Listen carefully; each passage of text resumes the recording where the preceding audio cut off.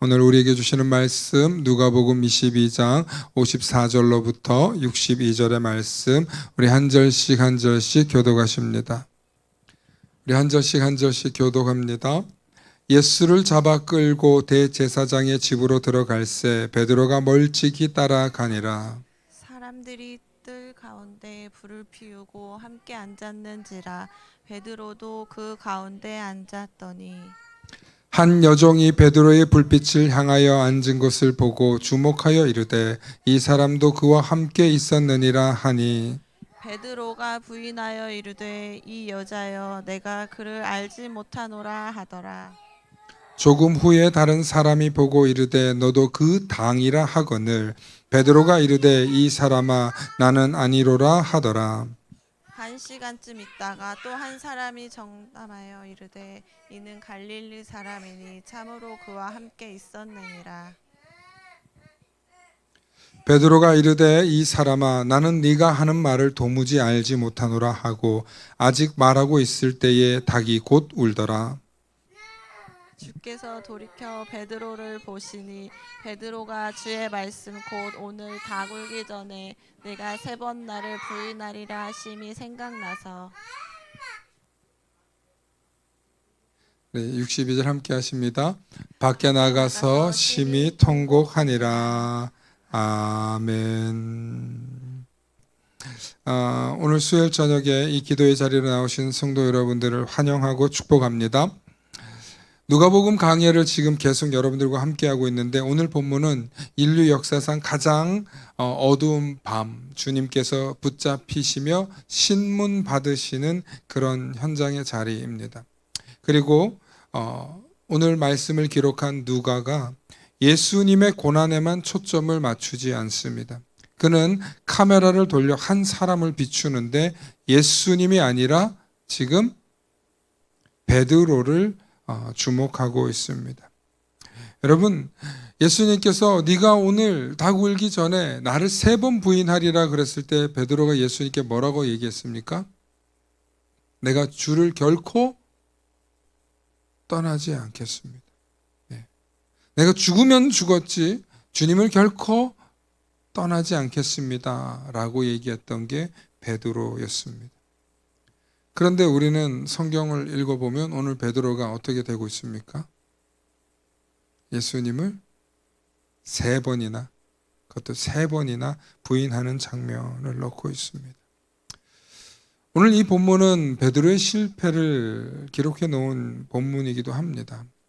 그래서 우리는 참 베드로가 연약했구나 하고 평가하려고 이 자리에 모인 그런 자리가 아닙니다. 베드로의 이야기는 늘 베드로 이야기, 예수님을 배신한 이야기를 나올 때마다 베드로의 이야기는 이게 마치 성경에 박제된 것처럼 마치 새겨진 것처럼 베드로 이야기가 나옵니다. 나중에 천국에 가면 베드로 만나면 베드로가 그 이야기 때문에 참 민망해 할지도 모르겠습니다. 그러나 오늘 성경은요, 베드로의 이 실패와 실수를 이야기하려고 쓴 것이 아니라 그런 실수와 실패가 있었지만 그 실수와 실패 속에서도 여전히 주님이 그를 바라보고 계시는 장면이 나옵니다. 그래서 오늘 저와 여러분들이 감사하게도 이 베드로의 실패만 머물러 있는 게 아니라 우리의 인생에서 우리가 실패하고 정말 실패하고 누군가를 정말 그렇게 사랑했던 사람을 배신하고 나면 염치 없지 않겠습니까? 다시는 그 사람을 만날 수 없을 정도로 미안하고 죄송스럽고 혹은 정말 부끄러워서 다시 만나지 못할 것입니다. 그런데 세상 사람들은 그럴 수 있겠지만 우리 주님은 그런 실패의 자리를 이미 예상하셨고 그리고 그를 오늘 성경을 보면 바라보고 계십니다. 먼저 베드로가 그렇게 실패할 수밖에 없었던 이유가 오늘 본문 첫 번째 나오는데 누가복음 22장 54절 말씀을 여러분 찾아보십시오. 54절에 예수를 잡아 끌고 대제사장의 집으로 들어갈새 이 본문이 나옵니다. 베드로가 그런데 어떻게 하냐면 베드로가 멀찍이 따라가니라 라고 되어 있어요. 여러분 본문을 보십시오. 54절에 오늘은 화면 서비스를 제공해 드릴 수가 없습니다. 한 울고 있는 아이 때문에. 네. 여러분 베드로가 멀찍이 따라간다고 나와 있어요. 이 멀찍이라는 단어가 헬라어로 보면 마크로덴이라는 단어인데 이 멀찍이의 공간적 의미를 가지고 있어요. 공간적 의미를. 그럼 우리가 여러분하고 저하고는 가까이 있습니까? 멀찍이 떨어져 있습니까? 가까이 있습니까? 제가 볼 땐 굉장히 멀리 있는 것 같은데요. 가까이 있는 겁니까? 생각하기 나름이에요. 생각하기 나름이에요. 예. 그러니까 어떤 공간적 개념에 떨어져 있음을 말하는데 베드로는요 상당히 멀리 떨어져 있는 느낌이에요. 이 멀찍이. 그러면 보면 우리가 길을 이렇게 따라가면 누군가 앞장서서 가면 이 사람이 따라가는지 안 따라가는지 모를 정도로 베드로가 지금 어슬렁 붙잡혀 가시는 예수님 뒤를 바라보면서 가고 있다는 그런 내용인 거예요. 여러분 여기서 뭘 의미하냐면 주님과 동행하고 주님을 따라가겠다고 했던 그런 베드로의 모습은 온데간데 없고 멀찍이 지금 보고 있는 거예요. 어떻게 되고 있나. 그리고 예수님이 이제 저기 붙잡혀 계십니다. 그러는 찰나에 베드로는 55절에 나가서 보면 사람들이 뜰 가운데 불을 피우고 함께 앉았는지라 베드로도 그 가운데 앉았더니 라고 기록합니다. 여러분 중동의 날씨는요 밤이 되면 꽤 춥습니다. 낮에는 그렇게 뜨거웠다가도 밤에는 꽤 추워요. 그래서 밤에 모닥불을 집집마다 피워놔요. 그러면 그 근처에 온기가 그들을 이렇게 살게 하는데 베드로가 아마 그런 온기가 있는 옆에 이제 쓱 다가간 것 같습니다. 여러분 그 자리에 예수님을 붙잡고 있었던 사람들의 모닥불에 베드로가 지금 갔다는 거예요. 그럼 뭘 의미하냐면 베드로는 지금 예수님을 멀찍이 따라가서는 예수님의 대적자들의 따뜻한 모닥불 아래 앉아 있는 거죠. 대적자들 틈 안에 들어가 있는 거예요. 어떻게 보면은 잠입해 있는 모습처럼 보였어요. 그런데 거기까지는 좋았어요. 그런데 한 여자가 그에게 묻습니다. 이 사람도 그 사람과 함께 있었습니다. 이 사람도 그 사람과 함께 있었던 것 같은데? 라고 얘기하니까 베드로가 뭐라고 얘기하냐면 이 여자여 내가 그를 알지 못하노라. 뭔 소리 하는 거야? 나 무슨 말 하는 거야? 나 모르겠다.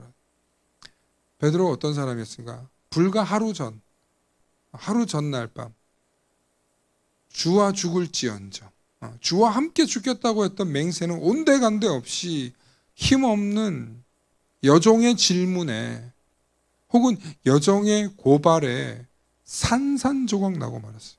전날 고백했던 주와 죽을지언정 그래놓고는 무슨 소리 하냐고 나 몰라.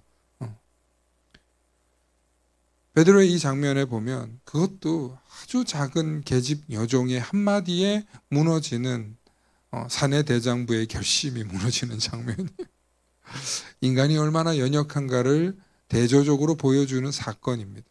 누가는 지금 그 장면을 지금 주목하고 있는 거예요. 이 얘기는 뭐냐면 모든 인간이 가지고 있는 결심, 결단, 각오가 얼마나 허무하고 자신의 인간의 의지라는 것이 얼마나 연약한지를 깨달으라 하는 장면입니다. 많은 사람들이 세상에서 성공하기 위해서 사람들에게 막 독한 마음을 먹고 내가 얼마나 독한 사람인지 한번 봐봐. 나 정말 진짜 나 이 악물었어. 우리 그럴 때 독한 말 내뱉잖아. 다시는 보나 봐라. 눈에 흙이 들어가기 전에는 막 그런 독한 말들 하잖아요. 목에 칼이 들어와도 막 그렇게 얘기하죠. 여러분 그거 과장법입니다. 그냥 나 화났다는 뜻이에요. 나 속상하다는 뜻이에요. 인간의 결심 그렇게 대단하지 않습니다. 목숨 앞에 죽음 앞에 그의 결단과 각오요 사실 별거 아닙니다. 그래서 죽음을 불사하고 필사즉생의 각오로 여러분 싸운다는 것, 뭔가 결단한다는 것 정말 쉬운 일 아닙니다.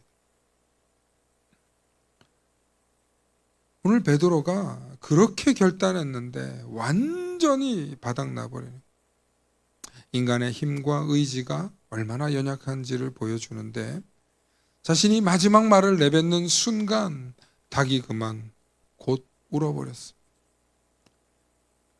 이 닭 울음소리는 베드로가 실패했다는 결과론적인 울림이 아니라 예수님께서 미리 말씀하셨던 예언의 알람인 줄로 믿으시길 바랍니다. 이미 너 그렇게 할 거 내가 알고 있었어. 어쩌면 그것은 예수님의 사랑의 경고음이었던 거예요. 그리고 바로 그때 오늘 본문에 가장 극적인 장면이 펼쳐지는데 61절을 보면요, 저 멀리서 주님이 쓱 돌이켜 베드로를 바라보십니다. 3번 부인하고 나서 저 멀리서 닭 울었어요. 닭소리 예수님도 들으셨나 봐요. 그러고 쓱 바라봐요. 알고 계셨어요? 알고 계셨어요? 그리고 베드로를 바라봐요. 그때 베드로를 바라보는 예수님의 눈빛이 어땠을까요? 거봐 내 말 맞지? 이런 걸까요? 배신자, 너 그럴 줄 알았어, 이런 눈빛일까요? 절대 그런 눈빛이 아닙니다. 슬픈 눈빛인데요, 내가 네 마음 알아. 말할 수 없이 참담한 그 심정에 있는 베드로를 향해서 내가 다 얘기했잖아. 내가 너 그런다고 얘기했잖아. 그러니까 너무 좌절하지 마. 내가 너 바라보고 있어. 그런 눈빛으로 해석해야 됩니다. 이 말씀. 이 주님의 시선은 베드로의 가장 깊은 곳을 꿰뚫으면서 내가 오늘 네가 닭이 울기 전에 3번 나를 부인할 거라고 하셨는데 그 말씀 생각나라고 바라보신 거예요. 이것은 주님의 사랑이 우리에게 여전히 회개할 기회가 있다는 것을, 동시에 우리가 그렇게 대단한 각오를 해도 우리가 얼마나 주님 앞에서 우리의 의지나 우리의 자신감이나 우리의 결단이 무력한지를 알라는 인간의 죄성, 인간의 연약함, 인간의 무기력함을 깨달으라는 거예요. 너 자신을 알으라는 거예요. 제가 늘 이야기하는데 많은 분들이 목사님 훌륭한 분이에요. 목사님 괜찮은 사람이에요. 목사님 참 훌륭하세요. 예, 조금 그래 보일 수 있어요. 그러나 저도 주님 앞에서 바라보면 한없이 연약한 존재고 너무너무 부족한 존재고 언제 실수하고 언제 누군가에게 상처를 주고 언제 누군가에게 아픔을 주는 그런 독한 말을 하는 사람이 될지 몰라요. 저를 안 믿어요. 저는 얼마나 우리가 연약한 존재인지를 안다 이 소리예요. 여러분, 거기서 알 때 우리가 좀 자유로워집니다. 자기 자신에게도 관대할 수 있지만 나에게 관대한 사람보다 상대방의 실수와 상대방의 연약함 앞에도 관대해질 수 있는 줄로 믿으시길 소망합니다. 그러니까 주님의 그 사랑을 깊이 깨달으면 우리가 알 수 있는 게 뭐냐면 지극히 낮고 낮은 인간의 그 깊은 죄성 속에 주님의 위로와 주님의 용기가 필요하다는 거예요. 주님의 따뜻한 눈빛이 필요하다는 거예요. 정죄의 눈빛이 아니라, 타박의 눈빛이 아니라, 내가 너 그럴 줄 알았어 하는 그런 매서운 눈빛이 아니라, 그래도 내가 너 사명 줄 거야. 그래도 내가 너 택했잖아. 기다려. 곧 갈게. 그리고 주님이 부활하신 이후에 제일 먼저 제자들이 그 낙담하고 좌절해 있는 베드로가 물고기 잡으러 갈릴리로 돌아가는데 나중에 제일 먼저 예수님이 베드로에게 찾아오시잖아요. 그리고 물어보시잖아요. 네가 나를 사랑하느냐? 예, 주님 사랑합니다. 떨리는 목소리로 말했겠죠. 네가 나를 사랑하느냐? 예, 주님 사랑한다니까요. 3번째, 네가 나를 사랑하냐? 주님 3번이나 저에게 물으시니 제가 할 말은 없지만 주님이 제 마음 아십니다. 그렇게 얘기하지 않습니까? 그런데 예수님이 그 말만 하고 묻고 끝난 게 아니라 내 양을 먹여라, 내 양을 치라, 내 양을 돌보라 하고 주님께서 베드로에게 뭘 주셔요? 처음 주셨던 그 사명, 사람 낚는 업으로 불러주시는 그 사명을 베드로에게 일깨워 주시지 않습니까?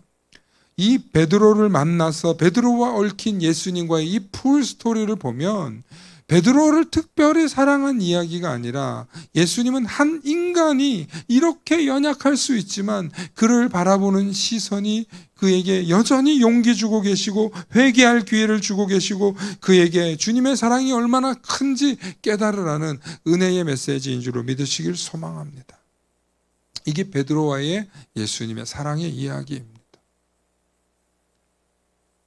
한 부모가 아이가 잘못해가지고 하도 말을 안 들으니까 회초리를 싹 들었어. 회초리를 들으니까 아이가 눈물을 글썽글썽하면서 아빠 엄마 잘못했어 막 울면 너 잘못했으니까 오늘 10대 때리기로 했는데 10대 다 때리는 사람 있어요? 있을 수도 있겠죠. 저는 우리 애가 말을 정말 안 들을 때가 있어요. 뗐을 때 그래서 맴매를 딱 들어요. 맴매를 들기만 해도 이제 혼이 나요. 무서워 죽을래. 근데 맴매를 딱 하면서 이렇게 때려줘요. 한 대 맞았어. 그러면 벌벌 떨었다가 안도의 심을 쓰고 저희 가서 잘못한 거 안 하고 다른 행동을 해요. 그러니까 세게 때렸다고 해서 애가 때리는 게 아니라 아빠한테 혼이 날 뻔했는데 아빠가 야단은 쳤지만 용서해 준 거잖아요. 네. 아마 갑자기 말투가 바뀌고 잘해요. 네. 그런데 애들이 다 똑같진 않아요. 둘째는 그러는데 큰 놈은 안 그래요. 큰 놈은 기어코 맞겠다 그래요. 근데 둘째로 그렇게 훈육하고 나니까 자기도 그렇게 혼내지 말고 그렇게 혼내래요.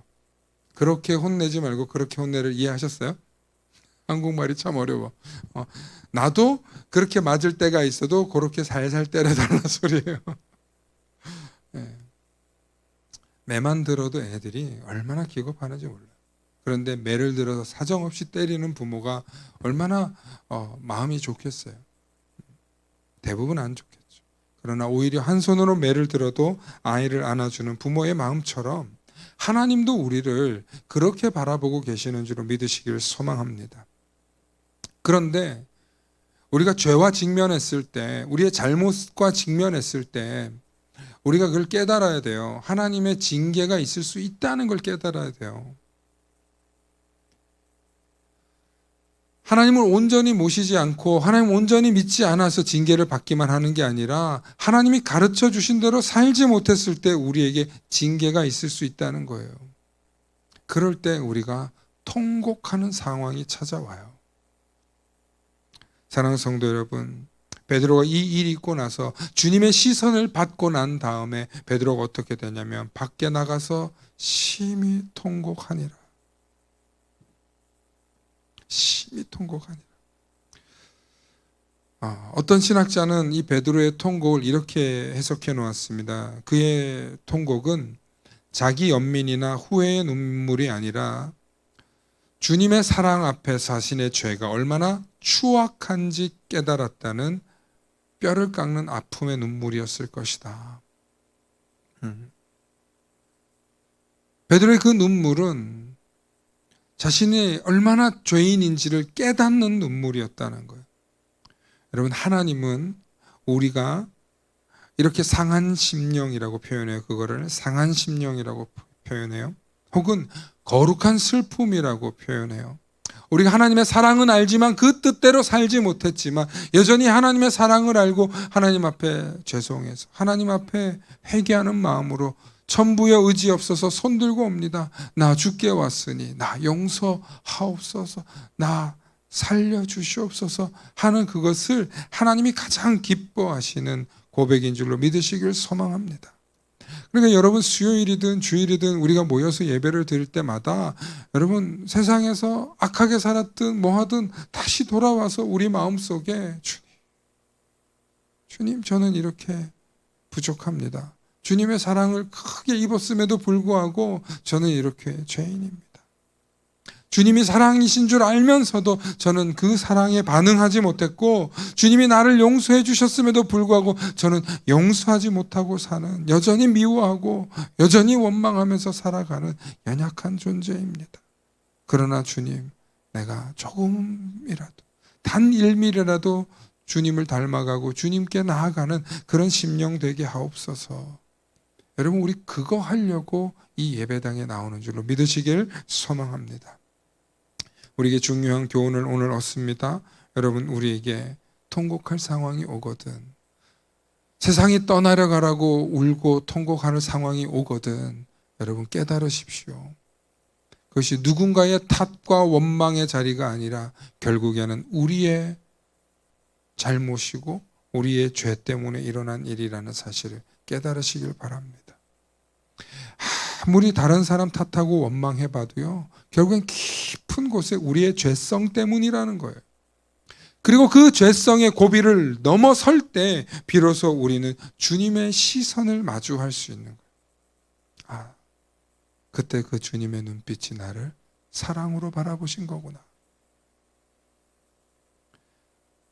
아마 주님이 바라보셨던 그 눈빛이 베드로를 다시 찾아가서 네가 나를 사랑하느냐라고 물어봤을 때 그 눈빛하고 같았을 거라고 봐요. 우리는 세상을 살면서 우리의 잘못이나 이런 문제들이 생겼을 때 그래, 나 같은 게 뭘 해, 내가 해봤자 뭐 해, 그냥 나는 뭐 이렇게 살아야지, 뭐 그렇게 사시는 분들이 종종 있어요. 너무 안타까워요. 그리고 그것을 마치 목사님 저 포기하세요, 저 같은 게 무슨, 이러면서 저에게 연락 오시는 분들이 종종 있어요. 포기할 수가 없어요. 더 내가 당신을 어떻게 포기합니까? 그분을 위해서 기도하고, 하나님 여전히 당신을 사랑하십니다. 스스로를 포기하지 마세요. 일본에 킨츠키라고 하는 도자기 공법이 있어요. 그게 뭐냐면 오래된 도자기들도 쓰다 보면 떨어뜨려서 깨질 수 있잖아요. 그러면 이 깨진 균열 사이에 금을 바르는 거예요. 순수한 금은 아니고 조금 이렇게 금에 가까운 성분을 바르면 이렇게 붙여요. 그러면 저 도자기의 빛깔과 금이 합쳐져 가지고 저렇게 다시 쓰게 되는데, 사실은 재생하려고 만드는 기술인데, 저게 이제 일본에서 워낙 도자기가 귀한 나라니까 저 도자기를 저렇게 킨츠키라는 기술로 이렇게 붙여놔요. 그런데 저게 어느 순간에 대유행이 돼 가지고 새로운 예술의 세계로 발달하게 됩니다. 그래서 저렇게 균열 난 거, 깨진 거 대부분 버리잖아요. 그런데 여러분, 막 500년 되고 600년 된 그런 자기 버릴 수 있어요. 그래서 저 킨츠키 기술로 다시 이렇게 하는데, 그것이 다시 인정을 받아가지고 수백 년 된 도자기들이 그 가치와 또 어떤 상징성을 인정받는 그런 예술로 평가받게 되었습니다. 여러분, 사람들도요 마찬가지예요.